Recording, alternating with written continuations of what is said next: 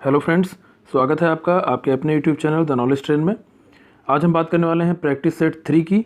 अभी तक हमने प्रैक्टिस सेट 1 और प्रैक्टिस सेट 2 डिस्कस किया हुआ है, जिसमें हमने आपको सामान्य अध्ययन के साथ साथ में करंट अफेयर्स के भी क्वेश्चन कराए हैं और हम सारे टॉपिक्स को कवर करते हुए चल रहे हैं। ठीक है, और अब हम चलते हैं प्रैक्टिस सेट 3 पे। पहला प्रश्न है, श्रवणबेलगोला में गोमतेश्वर की विशाल प्रतिमा किसने बनवाई थी?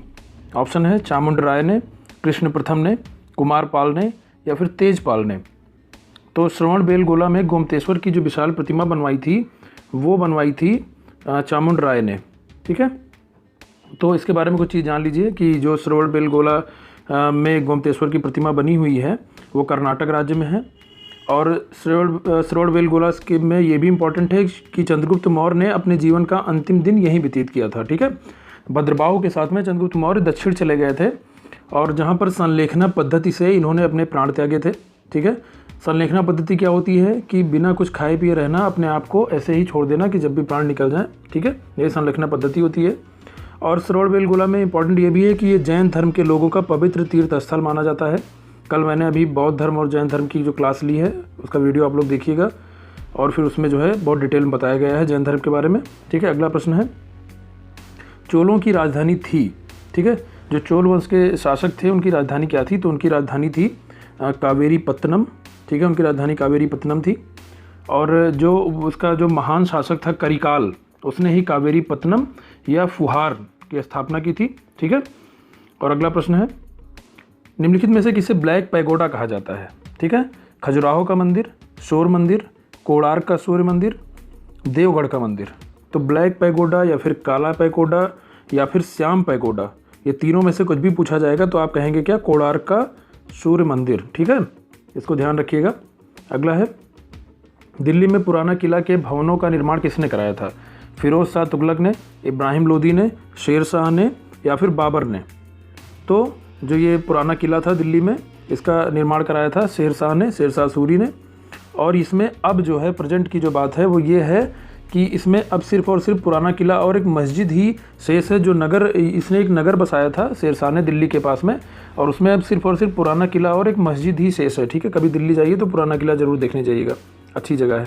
अगला है, मुगल काल में जनपद क्या कहलाता था? इक्ता, सरकार, तर्फ या फिर सूबा। तो मुगल काल में जनपद कहलाता था सरकार। ठीक है, अगला प्रश्न है, भारतीय पुरातत्व सर्वेक्षण की स्थापना किसके काल में हुई थी? वारेन हेस्टिंग्स, लॉर्ड वेलेजली या फिर लॉर्ड कर्जन या फिर लॉर्ड विलियम बेंटिक। तो जो कर्जन थे, लॉर्ड कर्जन, ये पुरातत्व में बहुत इंटरेस्ट रखते थे और पुरातात्विक थे, ये पुरातत्व के विद्वान थे। और इन्होंने जो प्राचीन स्मारक हैं उनकी रक्षा के लिए प्राचीन स्मारक संरक्षण अधिनियम 1904 भी पारित किया था।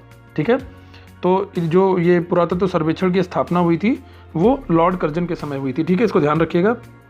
अगला प्रश्न देखते हैं, भारतीय राष्ट्रवाद का पैगंबर किसे माना जाता है? एम.के. गांधी या फिर मोहनदास करमचंद गांधी, राम मोहन राय, रविन्द्रनाथ टैगोर, दयानंद सरस्वती। तो जो राष्ट्रवाद का जनक या पैगंबर कहा जाता है भारतीय राष्ट्रवाद का, वो राम मोहन राय को कहा जाता है। इनका नाम मैंने राजा राम मोहन राय इसलिए नहीं लिखा है क्योंकि मुझे बताना था कि इनको राजा की उपाधि अकबर द्वितीय ने दी थी। ठीक है, और जो है ये क्या कहे जाते हैं? भारतीय राष्ट्रवाद के पैगंबर। ठीक है, इन्होंने समाज में पुनर्जागरण हेतु बहुत से आंदोलन चलाए और समाज में व्याप्त बुराइयों को समाप्त करने के लिए प्रयास किया। इन्हें आधुनिक भारत में नवजागरण का अग्रदूत भी कहा जाता है। ठीक है, राम मोहन राय को। अगला प्रश्न है, अ नेशन इज मेकिंग नामक पुस्तक के लेखक कौन है? ठीक है, राम मोहन राय, सुरेंद्र नाथ बनर्जी, बाल गंगाधर तिलक या फिर Subhash Chandra Bose. A nation is making, इसको याद रखिएगा। इस पुस्तक को लिखा है सुरेंद्र नाथ बनर्जी ने। ठीक है, सुरेंद्र नाथ बनर्जी की जो एक फेमस बुक और है वो है बंगाली। ये भी याद रखिएगा, बनर्जी से आपको याद रखना चाहिए कि ममता बनर्जी पश्चिम बंगाल की हैं, तो ये भी सुरेंद्र नाथ बनर्जी जी भी पश्चिम बंगाल के ही थे, बंगाल के थे, तब तो बटा नहीं था। तो जो है इनकी जो बुक है अ नेशन इज मेकिंग, वो किसकी है? सुरेंद्र नाथ बनर्जी जी की। अगला है, स्वराज पार्टी के संस्थापक कौन थे? R Srinivasan, B R. Ambedkar, C R. Das या फिर बाल गंगाधर तिलक। तो जो स्वराज पार्टी का गठन हुआ था वो सी.आर. दास और मोतीलाल नेहरू जी ने मिलकर किया था। ठीक है, इसको याद रखिएगा। और इस पार्टी के जो पहले अध्यक्ष थे वो चितरंजन दास थे, जिनको देश बंधु के नाम से भी जाना जाता है। याद रखिएगा, ये CR दास, चितरंजन दास एक ही चीज़ है, और इनको देश बंधु के नाम से भी जाना जाता है, ठीक है। और पार्टी के सचिव जो थे वो मोतीलाल नेहरू थे। इन्हीं दो लोगों ने मिलकर इसकी स्थापना भी की थी, ठीक है। अगला है लाल कुर्ती दल का नेता कौन था, ठीक है। लाल कुर्ती दल, ऑप्शन है महात्मा गांधी, खान अब्दुल गफ्फार खान, जवाहरलाल नेहरू या फिर मौलाना आज़ाद। तो जो लाल कुर्ती दल था इसके जो मुख्य नेता थे वो थे खान अब्दुल गफ्फार खान, और ये महात्मा गांधी के प्रबल समर्थक थे, ठीक है। और इन्होंने ही लाल कुर्ती आंदोलन चलाया था, और इनको सीमांत गांधी भी कहा जाता है, इसको याद रखिएगा। खान अब्दुल गफ्फार खान लाल कुर्ती आंदोलन से संबंधित थे, और सीमांत गांधी इन्हीं का नाम है, ठीक है। अगला है निम्न में से कौन स्वदेशी आंदोलन का आलोचक था एवं पूर्व तथा पाश्चात्य के मध्य बेहतर संबंध का समर्थक था। WC Banerjee, SN Banerjee, RN Tagore या फिर बाल गंगाधर तिलक, ठीक है। WC बनर्जी मतलब व्योमेश चंद्र बनर्जी, SN बनर्जी सुरेंद्रनाथ बनर्जी, RN टैगोर मतलब रविन्द्रनाथ टैगोर, ठीक है। तो इसमें बताना है कि कौन स्वदेशी आंदोलन का आलोचक था। स्वदेशी आंदोलन आपको पता है कब हुआ था, 1905 में जब अंग्रेजों ने बंगाल विभाजन कर दिया था तो स्वदेशी आंदोलन चलाया गया था। तो इसकी आलोचना या इसका विरोध किया था रविन्द्रनाथ टैगोर जी ने, ठीक है। स्वदेशी आंदोलन का विरोध किया था रविन्द्रनाथ टैगोर जी ने। ये कहते थे कि ये जो विदेशी कपड़े जलाए जा रहे हैं ये एक निष्ठुर बर्बादी है, ठीक है। ये हम लोग बर्बादी कर रहे हैं, सामान की बर्बादी कर रहे हैं। ये इसके जो है आंदोलन, स्वदेशी आंदोलन के इसीलिए आलोचक थे, ठीक है। और इसमें जो WC बनर्जी नाम है तो इनके बारे में आप जानते हैं कि भारतीय राष्ट्रीय कांग्रेस के पहले अध्यक्ष थे। और बाल गंगाधर तिलक के बारे में जानते हैं कि ये उसके नेता थे, क्या कहते हैं, गरम दल के नेता थे, और इनको अशांति का जनक कहा था वैलेंटाइन सिरोल ने बाल गंगाधर तिलक जी को। ये सब मैंने बताया हुआ है। और जो SN बनर्जी जी हैं ये उदारवादी नेता थे, ठीक है। अगला प्रश्न है किसके सुझाव पर भारतीयों को साइमन कमीशन से बाहर रखा गया, ठीक है। बहुत ही इंपॉर्टेंट प्रश्न है। Lord reading, Lord Chelmsford, sir John Simon या फिर लॉर्ड इरविन। तो आप सभी जानते हैं कि साइमन कमीशन में एक भी भारतीय सदस्य नहीं था।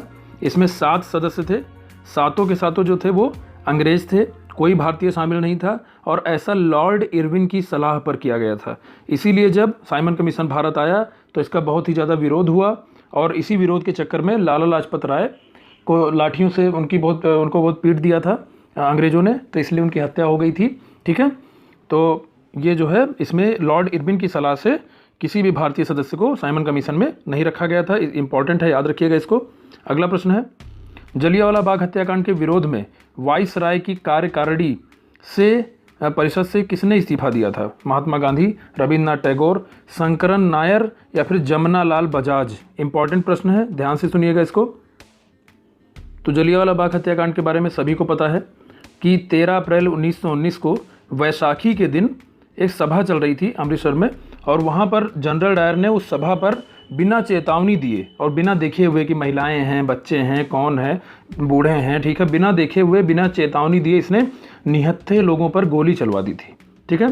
प्रश्न है कि वाइसराय की कार्यकारिणी परिषद से किसने इस्तीफा दिया, ठीक है। प्रश्न ठीक से पढ़ना है। इस्तीफा दिया था वाइसराय की कार्यकारिणी परिषद से शंकरन नायर ने, ठीक है। और रविन्द्रनाथ टैगोर ने अपनी नाइटहुड की उपाधि लौटा दी थी। अब इसमें कन्फ्यूजन ये होता है, कुछ लोग रविन्द्रनाथ टैगोर टिक करके आ जाते हैं। रविन्द्रनाथ टैगोर ने अपनी नाइटहुड की उपाधि लौटाई थी, और वाइसराय की कार्यकारिणी परिषद से इस्तीफा किसने दिया था, शंकरन नायर ने। तो इस प्रश्न का आंसर क्या हो जाएगा, शंकरन नायर। और अगर पूछा गया होता कि जो है नाइटहुड की उपाधि किसने लौटाई तो हम आंसर देते रविन्द्रनाथ टैगोर, ठीक है, याद रखिएगा। अगला प्रश्न है सूची 1 को सूची 2 से मिलाना है, ठीक है। इसमें यह है कि सूची 1 में नाम दिया गया है, सूची 2 में किसकी कौन सी बुक है ये बताना है। लाला लाजपत राय, दादा भाई नौरोजी, रफ़ीक जकारिया, राम मनोहर लोहिया एक तरफ लिखा हुआ है, दूसरी तरफ बुक का नाम लिखा हुआ है कि poverty and un British rule in India, unhappy India, the man who divided India या फिर guilty man of India's partition. तो ये मिलाना है, ठीक है। तो इसमें हम मिला देते हैं। लाला लाजपत राय जो थे इनकी बुक थी अनहैप्पी इंडिया, ठीक है। दादा भाई नौरोजी की जो बुक है सभी लोग जानते हैं, बहुत फेमस है। इन्होंने जो धन के बहिर्गमन का सिद्धांत था वो दिया था, और इन्होंने एक बुक लिखी थी जिसका नाम था poverty and un British rule in India. Rafiq Zakaria की जो बुक है उसका नाम है the man who divided India, और जो राम मनोहर लोहिया की बुक है वो है guilty man of India's partition, ठीक है, इसको याद रखिएगा। अगला है, इसमें ऊपर की 3 बुक ज़्यादा पूछी गई हैं, बहुत बार पूछी गई एग्जाम में, इसलिए आपको इसको याद रखना है, ठीक है, बार बार पढ़िएगा। अगला प्रश्न है फिर से सूची 1 को सूची 2 से सुमेलित करें। ठीक है, इसमें जो है एक तरफ दिया हुआ है कुछ जो एक तरफ जो चीज़ें दी हुई हैं, दूसरे उसके संस्थापक हैं कुछ, और एक ये पहला समाचार पत्र वाला है कि भारत में प्रकाशित प्रथम समाचार पत्र। तो उधर भाई सबके नाम लिखे हुए हैं, एक ही है, द बंगाल गजट, और ये सबको पता भी है कि पहला समाचार पत्र कौन था, द बंगाल गजट था। अगला है ऑल इंडिया हरिजन संघ, ये किसने बनाया था, सबको पता है, महात्मा गांधी जी ने बनाया था। तीसरा है गदर पार्टी, गदर पार्टी के संस्थापक कौन थे, लाला हरदयाल, जिन्होंने सैन फ्रांसिस्को में गदर पार्टी की स्थापना की थी। प्रमुख थे लाला हरदयाल, सोहन सिंह भाकना, ये सब इसमें प्रमुख थे। ठीक है, और पिट्स इंडिया अधिनियम कब आया था, 1784 में आया था, और इसको पारित किसने किया था, किसके समय में हुआ था, उस समय बंगाल का गवर्नर कौन था, लॉर्ड हेस्टिंग्स। आपको याद रखना है, पिट्स इंडिया एक्ट 1784 में आया था, ये डेट भी याद रखिएगा। ठीक है, अगला है किस मिट्टी को स्वतः कृष्ण मिट्टी कहा जाता है, जलोढ़ मृदा, लैटेराइट मृदा, कपास की काली मिट्टी, या फिर मरुस्थलीय मिट्टी। तो इसका उत्तर होगा कपास की काली मिट्टी। ठीक है, कपास की काली मिट्टी जो होती है ये मतलब काली मिट्टी कह सकते हैं। ठीक है, काली मिट्टी को स्वतः कृष्ण मिट्टी कहा जाता है, ये कपास के लिए काफ़ी उपयोगी होती है, और इसको रेगुर मिट्टी भी कहा जाता है। इसमें एल्युमिनियम और लौह तत्व बहुत अच्छी मात्रा में उपस्थित होते हैं। ठीक है, इसीलिए काली दिखाई पड़ती है। अगर प्रश्न आता है कि ये रेगुर मृदा काली क्यों दिखाई देती है, तो हम कहेंगे एल्युमिनियम और लौह तत्व जो हैं बहुत अधिक मात्रा में उपस्थित होते हैं। और जो काली मिट्टी होती है ये अधिकतर जो है ज्वालामुखी विस्फोट के बाद बनी होती है। ठीक है, ज्वालामुखी विस्फोट के परिणाम स्वरूप ये काली मिट्टी बनी होती है। ठीक है, तो ये स्वतः कृष्ण मिट्टी होती है, स्वतः जुताई वाली मिट्टी। ठीक है, इसको कह सकते हैं। अगला प्रश्न है रोहतांग दर्रा स्थित है। ठीक है, रोहतांग दर्रा कहाँ स्थित है, हिमाचल प्रदेश में, जम्मू कश्मीर में, सिक्किम में, उत्तराखंड में। तो देखिए दर्रे से एक क्वेश्चन आएगा जरूर, इसको ध्यान रखिएगा। पिछले सारे प्रैक्टिस सेट में शायद मुझे लगता है कि मैंने कूट वाले में करके भी दिया हुआ है, तो सारा याद करके चलिएगा। रोहतांग दर्रा जो है ये हिमाचल प्रदेश में स्थित है, और हिमाचल प्रदेश की पीर पंजाल श्रेणी में स्थित है। ठीक है, इसको याद रखिएगा। अगला प्रश्न है वे कौन से ग्रह हैं जिनके चारों ओर परिक्रमा करने वाले उपग्रह नहीं होते हैं, मंगल व शुक्र, बुध व शुक्र, मंगल व बुध, या फिर पृथ्वी व शुक्र। तो इसमें हम जानते हैं कि सूर्य के नज़दीक जो सबसे नज़दीक ग्रह है वो बुध है, और उसके जस्ट बाद में शुक्र है। कहा जाता है कि इन दोनों के पास उपग्रह हुआ करते थे, लेकिन गुरुत्वाकर्षण के कारण सूर्य ने इन दोनों के उपग्रह को खींच लिया। हम ऐसे भी इसको समझ सकते हैं कि सूर्य बहुत मजबूत है, इसने डरा धमका के इनका सब कुछ छीन लिया। तो कह सकते हैं कि सूर्य के जस्ट बगल में बुध और शुक्र रहते हैं, तो अब इसी वजह से इनके पास उपग्रह नहीं है। ठीक है, क्योंकि सूर्य ने उसको अपनी तरफ खींच लिया है। ठीक, तो सबसे अब इसमें एक चीज़ और जान लीजिए कि सौरमंडल का सबसे छोटा ग्रह कौन है, बुध है, और वो सबसे कम समय में सूर्य की परिक्रमा करता है, 88 दिन में ही। ठीक है, और शुक्र जो है वो पृथ्वी से सबसे नज़दीक है, बुध सूर्य से सबसे नज़दीक है। ठीक है, और इसको शुक्र को जो है भोर का तारा या सांझ का तारा भी कहते हैं, और ये अन्य ग्रहों के विपरीत चक्कर काटता है शुक्र। ठीक है, अगला है ब्लैक पर्वत अवस्थित है कनाडा में, नॉर्वे में, स्विट्जरलैंड में, या फिर यूएसए में। तो यूएसए में है ब्लैक पर्वत, इसको याद रखिएगा। ठीक है, अगला प्रश्न देखते हैं निम्न में से कौन सा मापक टॉर्नेडो की तीव्रता के मापन हेतु प्रयोग में लाया जाता है। तो टॉर्नेडो क्या है, एक तूफान है। ठीक है, तो टॉर्नेडो नामक तूफान की तीव्रता के मापन हेतु क्या प्रयोग में लाया जाता है, मर्केली स्केल, फुजेटी स्केल, साफिर सैम्पसन स्केल, या फिर रिक्टर स्केल। तो इसका सही आंसर हो जाएगा, वो हो जाएगा फुजेटी स्केल। जो टॉर्नेडो की तीव्रता के मापन में प्रयोग होता है वो कौन होता है, फुजेटी स्केल। और रिक्टर स्केल को हम जानते हैं कि ये भूकंप की तीव्रता के मापन में प्रयोग किया जाता है। ठीक है, रिक्टर स्केल जो होता है, इसका आंसर क्या होगा, फुजेटी स्केल। दोनों याद रखिएगा। अगला है मरुस्थल परिभाषित किया जाता है उस जगह के रूप में जहां तापमान 42 डिग्री से अधिक रहता हो, कोई पादप ना पाया जाता हो, वार्षिक वर्षा 25 सेंटीमीटर से कम होती हो, या फिर बालू के टीले की प्रधानता हो। ठीक है, तो इसका आंसर हो जाएगा जहाँ पे वार्षिक वर्षा 25 सेंटीमीटर से कम होती हो, उस जगह को हम मरुस्थल कह सकते हैं। ठीक है, मरुस्थल जो होते हैं बहुत ही बंजर होते हैं। ठीक है, और वहाँ पर आबादी और पेड़ पौधे बहुत कम मात्रा में पाए जाते हैं।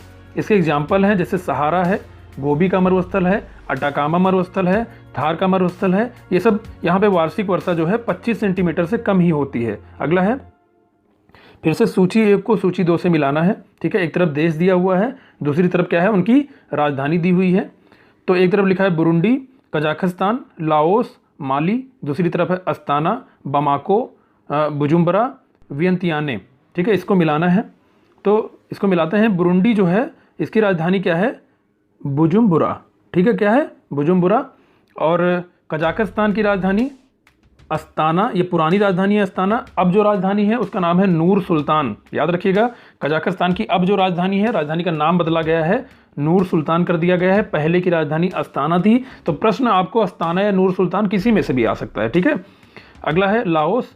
लाओस की राजधानी जो है वो है वियंतियाने। माली की राजधानी जो है वो है बमाको। ठीक है, अगला प्रश्न देखते हैं। निम्न युग्मों में से कौन सुमेलित नहीं है? Maori, New Zealand. ये जनजातियां हैं Masai, Zambia, Mayas, Guatemala, Bushman, Kalahari. ठीक है, तो माओरी जो है न्यूजीलैंड सही है, मायाज ग्वाटेमाला सही है, बुशमैन कालाहारी ये भी सही है। कालाहारी की जनजाति बुशमैन, ग्वाटेमाला की मायाज, न्यूजीलैंड की माओरी। लेकिन जो मसाई जनजाति है ये जाम्बिया की ना होके ये तंजानिया की है। कहाँ की है? ये तंजानिया की है, ऐसे याद रखिएगा। ठीक है, अगला है 100 वाट के एक बल्ब को 4 घंटे तक स्विच ऑन रखा जाता है, प्रयुक्त ऊर्जा की इकाई होगी। अब इसके लिए हम बताएंगे, फिजिक्स का क्वेश्चन है। ठीक है, इस तरह के प्रश्न आए तो इसको बहुत आसानी से कर सकते हैं। हम इतना जानते हैं कि 1000 यूनिट का, अगर एक 100 वाट का बल्ब जो है 10 घंटे चलेगा तभी जाके तो 1000 यूनिट होगी। 1 घंटे में 100 यूनिट, 2 घंटे में 200 यूनिट, 3 घंटे में 1 घंटे में 100 वाट, 2 घंटे में 200 वाट चला, 3 घंटे में 300 वाट चला, 4 घंटे में 400 वाट चला, ऐसे करके 10 घंटे में 1000 वाट चलेगा। जब 1000 वाट हो जाएगा तो 1 यूनिट बन जाएगी। लेकिन यहाँ बल्ब कितना चला है? सिर्फ और सिर्फ 4 घंटे, मतलब कितना चला? 400 वाट। 400 वाट चला। और 1 यूनिट कितने की होती है? 1000 की। 1000 की जो है 1 यूनिट होती है। तो इसमें से हम अगर 0 0 कट कर दें तो ये क्या हो जाएगा? 0.4 यूनिट। अगर क्वेश्चन आए कि प्रयुक्त ऊर्जा की इकाई कितनी है, देखिए 100 वाट का एक बल्ब है, 4 घंटे तक स्विच ऑन रखा गया है, मतलब 400 वाट टोटल जो है बिजली की खपत हमने की है। और 1 यूनिट होती है 1000 वाट की। तो 400 वाट जो है 1000 वाट से कंपेयर कर लो तो 0.4 यूनिट बनेगी। आसान है, इसको आप लोग समझ के चलिएगा कि 1 यूनिट 1000 वाट की होती है बस। ठीक है, अगला है 1 यूनिट मतलब 1 किलोवाट आवर। ठीक है, 1 किलोवाट आवर बोलते हैं उसको। ठीक है, 1000 वाट। ठीक है, अगला है निम्न में से कौन सुमेलित नहीं है? राजस्थान परमाणु ऊर्जा संयंत्र उदयपुर, नरोरा परमाणु ऊर्जा संयंत्र उत्तर प्रदेश, मद्रास परमाणु ऊर्जा संयंत्र कलपक्कम, या फिर कैगा परमाणु ऊर्जा संयंत्र कर्नाटक। ठीक है, इसमें से कौन सा सुमेलित नहीं है, हमें ये बताना है कौन सा परमाणु ऊर्जा संयंत्र कहाँ पर है। ठीक है, तो इसमें ये जो है हमारा कैगा कर्नाटक में है, मद्रास वाला कलपक्कम में है, नरोरा बुलंदशहर उत्तर प्रदेश में है। राजस्थान परमाणु ऊर्जा संयंत्र जो है ये उदयपुर में नहीं है, तो ये उदयपुर में ना होकर रावत भाटा में है। ठीक है, कहाँ पर है? रावत भाटा में है। ठीक है, तो राजस्थान परमाणु ऊर्जा संयंत्र रावत भाटा में, नरोरा परमाणु ऊर्जा संयंत्र यह है उत्तर प्रदेश के बुलंदशहर में, मद्रास परमाणु ऊर्जा संयंत्र कलपक्कम, कैगा परमाणु ऊर्जा संयंत्र कर्नाटक। ठीक है, इसको याद रखिएगा। अगला प्रश्न है अंतरिक्ष में भेजा गया भारत का पहला उपग्रह कौन था? भास्कर, रोहिणी, आर्यभट्ट या फिर सूर्या?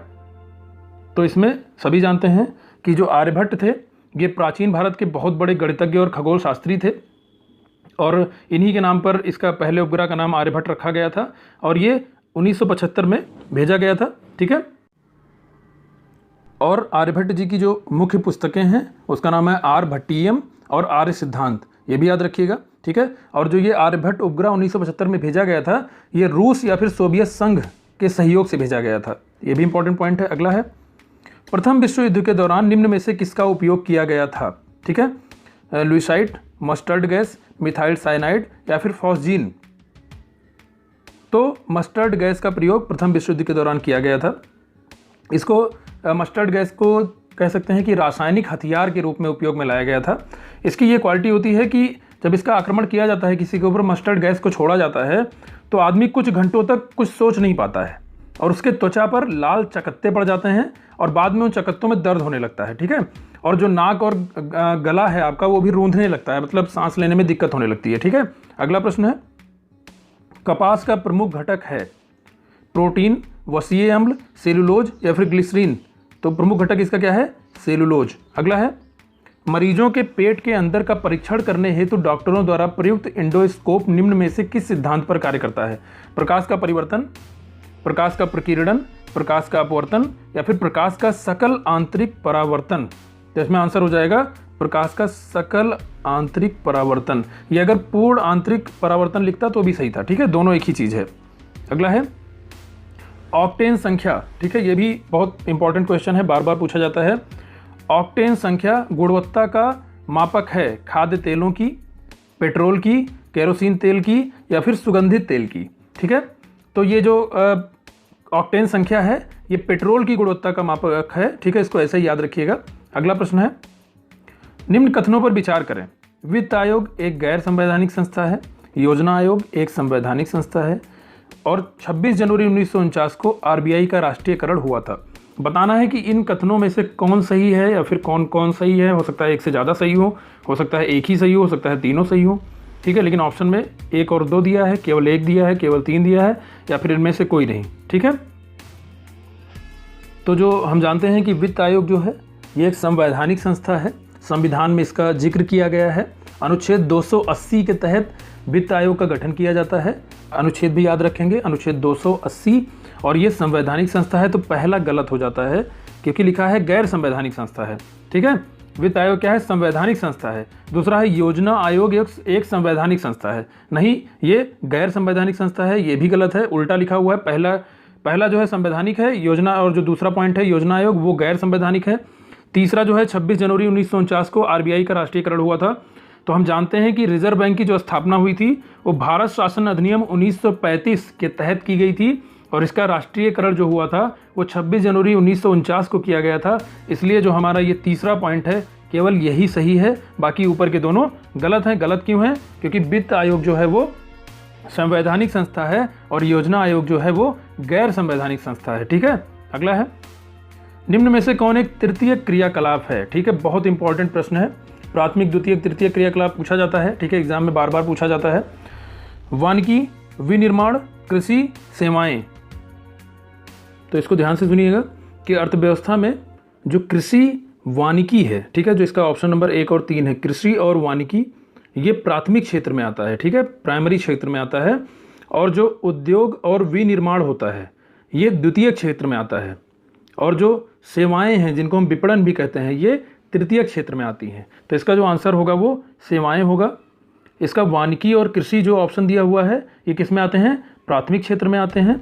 विनिर्माण और उद्योग द्वितीय क्षेत्र में आते हैं। तो इसको हमें ध्यान रखना है, प्राथमिक क्षेत्र में कौन, द्वितीयक में कौन, तृतीयक में कौन, बार बार प्रश्न पूछा जाता है। अगला प्रश्न है, भारत में प्रथम उद्योग जिसका विकास हुआ वह है, सबसे पहला उद्योग जिसका भारत में विकास हुआ था वो है हमारा कुटीर उद्योग, ठीक है। अगला है, भारत में कर्मचारियों के महंगाई भत्ते के निर्धारण का आधार है राष्ट्रीय आय, उपभोक्ता मूल्य सूचकांक, जीवन निर्वाह स्तर या फिर प्रति व्यक्ति आय। तो महंगाई भत्ते का जो निर्धारण का आधार है वो है उपभोक्ता मूल्य सूचकांक। अगला प्रश्न है, नरसिम्हन समिति का संबंध है उच्च शिक्षा सुधारों से, कर रचना सुधारों से, बैंकिंग संरचना सुधारों से या फिर नियोजन सुधारों से। तो जो नरसिम्हन समिति का संबंध है वो है बैंकिंग सुधारों से, ठीक है, याद रखिएगा। अगला है, उज्जैन स्थित है चंबल नदी के तट पर, क्षिप्रा नदी के तट पर, गोदावरी नदी के तट पर या फिर दो बार वही ऑप्शन हो गया है और ये लास्ट था नर्मदा नदी के तट पर, लेकिन इसका जो आंसर है उज्जैन स्थित है वो है क्षिप्रा नदी के तट पर। इसको ऐसे ही याद रखिएगा, ठीक है। अगला है, सूची 1 को सूची 2 से मिलाना है। भाग 2, भाग 3, भाग 4 का ए और भाग 4 लिखा हुआ है एक तरफ, दूसरी तरफ लिखा है नागरिकता, मूल अधिकार, राज्य के नीति निर्देशक तत्व, मूल कर्तव्य। तो जो राज्य के नीति निर्देशक तत्व हैं इनको डीपीएसपी भी बोलते हैं। इसको मिलाते हैं, चलिए। भाग 2 नागरिकता सही है, भाग 3 मूल अधिकार ये भी सही है, भाग 4 जो है वो नीति निर्देशक तत्व से मिलता है और 4A जो है वो मूल कर्तव्य से मिलता है। तो हम जानते हैं कि जो मूल कर्तव्य है वो सरदार स्वर्ण सिंह समिति की अनुशंसा पर शामिल किए गए थे, इसको याद रखिएगा। आगे चलते हैं, भारतीय संसद के दोनों सदनों की संयुक्त बैठक की अध्यक्षता करते हैं राष्ट्रपति, उपराष्ट्रपति, लोकसभा के अध्यक्ष या फिर भारत के मुख्य न्यायाधीश। तो इसका सही जवाब हो जाएगा लोकसभा के अध्यक्ष। तो होता यह है कि जब दोनों सदनों के बीच में किसी विधेयक को लेकर गतिरोध उत्पन्न हो जाए, ठीक है, तो लोकसभा राज्यसभा में दोनों सदनों में किसी विधेयक को लेकर गतिरोध उत्पन्न हो जाए तो राष्ट्रपति इस गतिरोध को तोड़ने के लिए बैठक बुला सकते हैं दोनों सदनों की संयुक्त बैठक। अनुच्छेद 108 के तहत, अनुच्छेद याद रखना है, अनुच्छेद 108 के तहत राष्ट्रपति दोनों सदनों की संयुक्त बैठक बुला सकते हैं। राष्ट्रपति सिर्फ बुला सकते हैं। अध्यक्षता कौन करता है? लोकसभा अध्यक्ष। ठीक है, कौन अध्यक्षता करता है? लोकसभा अध्यक्ष। तो अगर कहा जाए दोनों सदनों की संयुक्त बैठक बुलाता कौन है, तो हम कहेंगे राष्ट्रपति, और अध्यक्षता कौन करता है? लोकसभा अध्यक्ष। लेकिन संयुक्त बैठक का प्रावधान जो है धन विधेयक के संदर्भ में लागू नहीं होता है। ठीक है, अगला है, निम्न में से कौन सुमेलित नहीं है?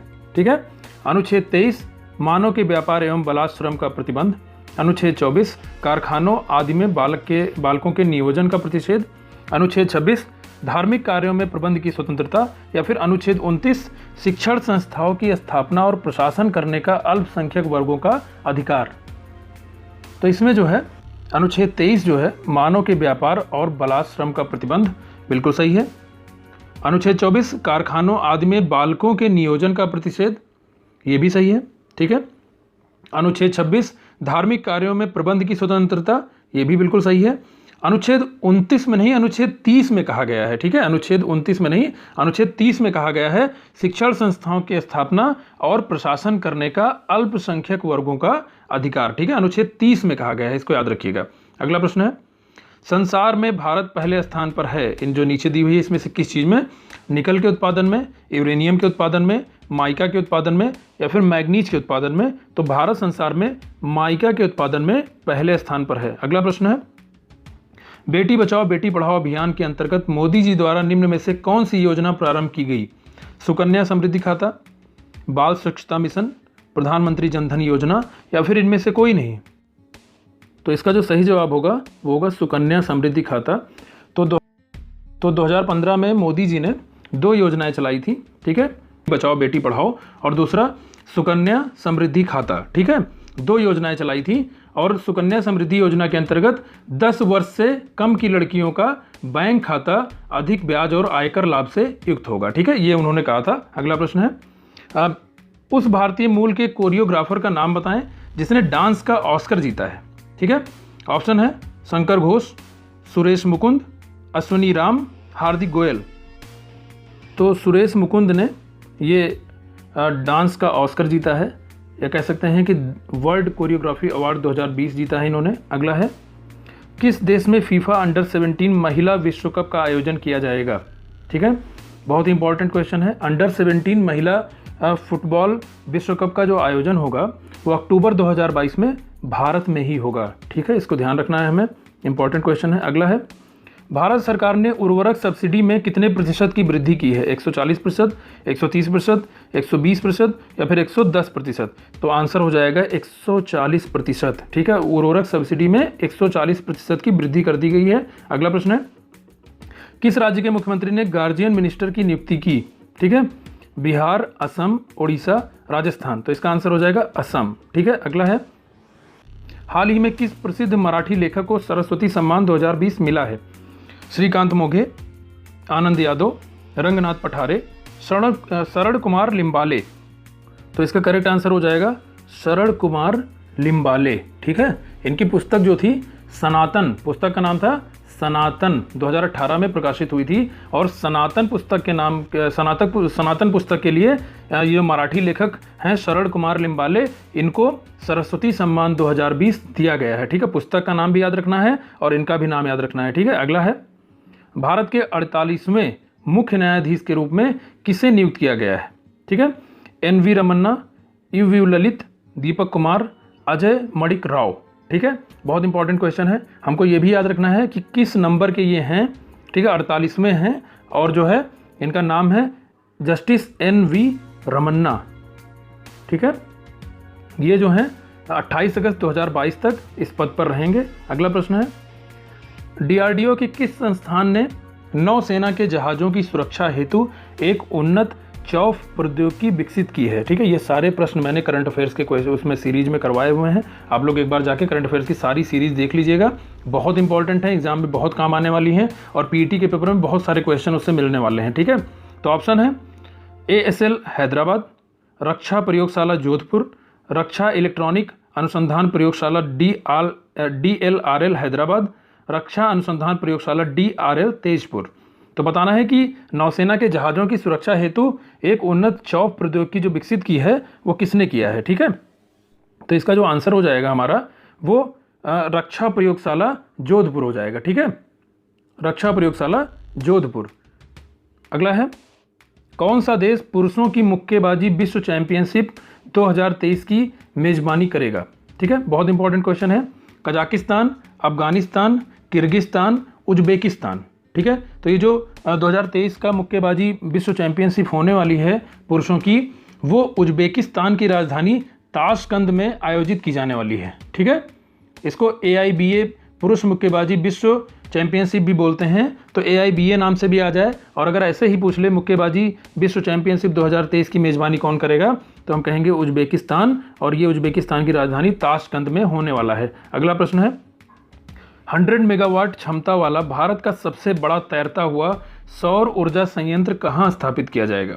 आंध्र प्रदेश, तमिलनाडु, तेलंगाना, कर्नाटक।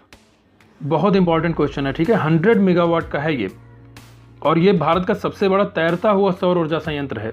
ठीक है, तो ये तेलंगाना के रामगुंडम में स्थापित किया जा रहा है। ठीक है, रामगुंडम में, और इसको स्थापित कौन कर रहा है, NTPC। ठीक है, NTPC स्थापित कर रही है तेलंगाना के रामगुंडम में। तो इस तरह से हमारा तीसरा प्रैक्टिस सेट भी समाप्त होता है, और आशा करते हैं कि आप सारे प्रैक्टिस सेट देख रहे होंगे, बार बार देख रहे होंगे, और उन चीज़ों को आप रटते चलिए। क्वेश्चन सारे इंपॉर्टेंट हैं, एक्सप्लेनेशन को आप ठीक से सुनते रहिए, हर चीज़ मैं एक्सप्लेन कर दे रहा हूँ। ठीक है, आराम से पढ़ते रहिए। कोई भी अगर किसी क्वेश्चन में प्रॉब्लम हो तो कमेंट बॉक्स में उसको भी आप शेयर कर सकते हैं। चलिए ठीक है, मिलते हैं फिर अगले वीडियो में। धन्यवाद।